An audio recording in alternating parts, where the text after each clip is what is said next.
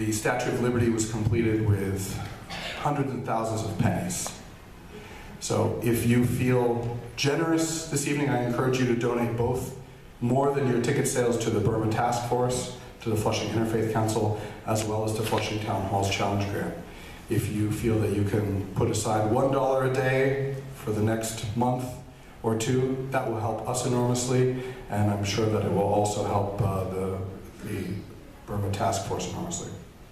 So, all that being said, we're very grateful to our partners. Adam's going to come up after a minute, but we're going to start with a 7-minute video on human rights and religious freedom around the world. My name's Adem Carroll with Flushing Interfaith Council, and thank you all for coming. And on this occasion, it's a very depressing view of religious persecution throughout time as well as across the world. And so we know that the terrible crimes of ISIS are nothing new, but they are with us now. And as Sami mentioned, the disappointing verdict in Ferguson and Staten Island, the problems people have with rights in general, are a reminder that we all have to take care of each other's rights. We all have to listen to each other, and that's the beginning of mutual understanding, of peace. So Interfaith Council of Flushing works to build relationships in Flushing, but we also all care very deeply about human rights. We have an Amnesty International chapter, and I'll be calling up some people to talk about our work in just a moment.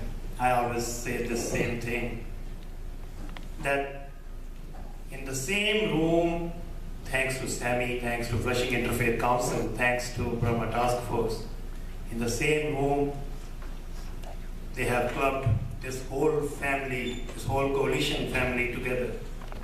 And that is what is the essence. And our dad, our common parents, wherever they are, in our hearts, in our soul, or up here, down here, in each and every creation our Creator resides, is very happy to see you all together sharing the same room. And that is what is essential in this world. And that is what is something which we all need to take it back. And that is what we all will feel contented once we'll sleep tonight. And not only us, God will feel very happy.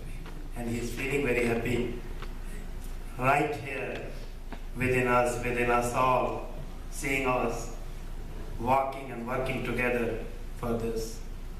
Thank you. Thanks a lot.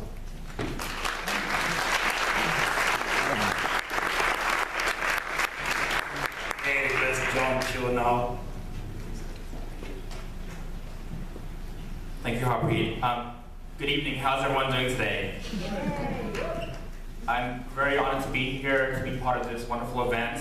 Adem had asked me to talk a little bit about the Flushing Remonstrance, and before I begin, I just want to say, we saw a very tragic, very sad analysis of many of the human rights and religious freedom issues around the world, and I think I live in Flushing, I work in Flushing, and one of the things that really makes me feel a sense of identity and place is the fact that Flushing itself is an antidote to what is going on around the world. We have one of the highest concentrations, one of the most diverse number of religions, faiths from around the world, living peacefully side by side, working, playing, being part of a community, and I think that's something that we need to celebrate.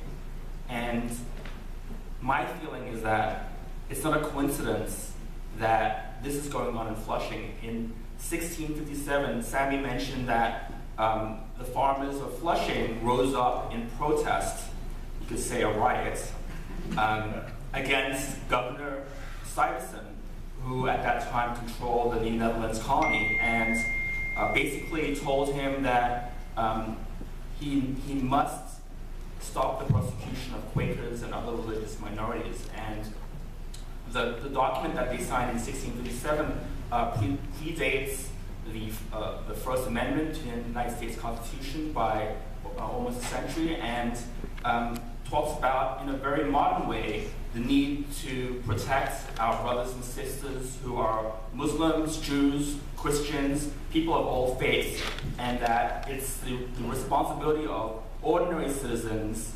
farmers, doctors, lawyers, anyone to rise up and stand for their neighbors. None of the people who actually signed the Flushing Remonstrance were actually Quakers, but they stood up in the belief that they need to protect their neighbors. And I think that spirit of solidarity has carried on, and it's one of the reasons why we have such an amazing community of faith. If you walk down Bound Street, for example, now, and Bound Street is named for John Bound, who protested along with the other people, but he was actually one of the people who was deported by Governor Stuyvesant, probably the first deported immigrants in the Americas.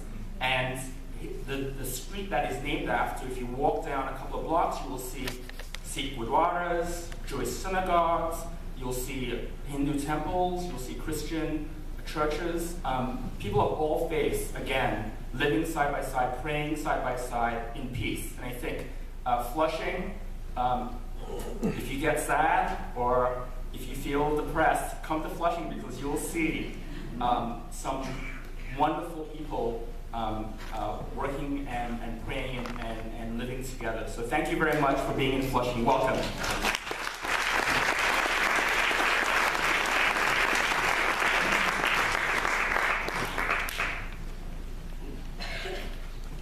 Hello, I'm Naomi Greenberg.